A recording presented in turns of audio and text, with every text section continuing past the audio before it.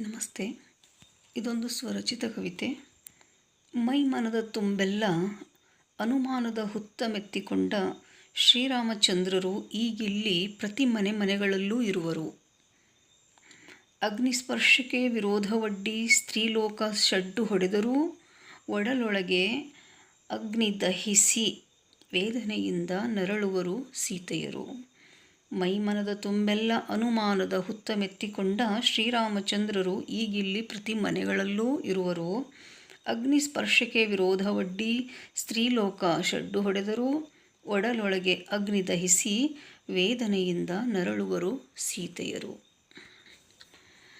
ಇದು ರಾಮರಾಜ್ಯವೇ ಹೌದು, ಶತಸತ್ಯವಿದು. ಅವರಿವರ ನಿಂದನೆಯ ಮಾತಿಗೆ ಕಿವಿಗೊಟ್ಟು ಆಲಿಸಿ, ಜೀವಕ್ಕೆ ಜೀವವಾದುದನ್ನೇ ಅನುಮಾನಿಸಿ ಕೀಳಾಗಿಸಿ, ನೋವಿನ ಕೂಪಕ್ಕೆ ತಳ್ಳಿ ಬೆಂಕಿಯುಂಡೆಗಳನ್ನೆಸೆವರು ಗಹಗಹಿಸಿ. ಇದು ರಾಮರಾಜ್ಯವೇ ಹೌದು, ಶತಸತ್ಯವಿದು.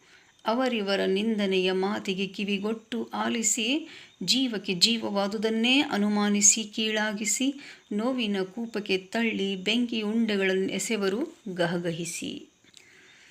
ಯುಗ ಯುಗದಿಂದಲೂ ಹೆಣ್ಣಿಗೆ ಕಣ್ಣೀರೇ ಗತಿಯಾಯಿತು. ಜಗ ಮರೆಸುವ ಗಂಡನೊಲಿದರೆ ಬಾಳು ಬಂಗಾರವಾಯಿತು. ಬಗೆ ಬಗೆ ಹಗೆ ಹೊಂಡದಲ್ಲಿ ಬಳಲುವನಾದರೆ ನಾಶವಾಯಿತು. ಭಾಗ್ಯವೆಂದುಕೊಂಡು ಮೌನವಾಗುತ್ತ ವೇದನೆ ಅತಿಯಾಯಿತು. ಯುಗ ಯುಗದಿಂದಲೂ ಹೆಣ್ಣಿಗೆ ಕಣ್ಣೀರೇ ಗತಿಯಾಯಿತು. ಜಗ ಮರೆಸುವ ಗಂಡನೊಲಿದರೆ ಬಾಳು ಬಂಗಾರವಾಯಿತು. ಬಗೆ ಬಗೆ ಹಗೆ ಹೊಂಡದಲ್ಲಿ ಬಳಲುವನಾದರೆ ನಾಶವಾಯಿತು. ಭಾಗ್ಯವೆಂದುಕೊಂಡು ಮೌನವಾಗುತ್ತ ವೇದನೆ ಅತಿಯಾಯಿತು.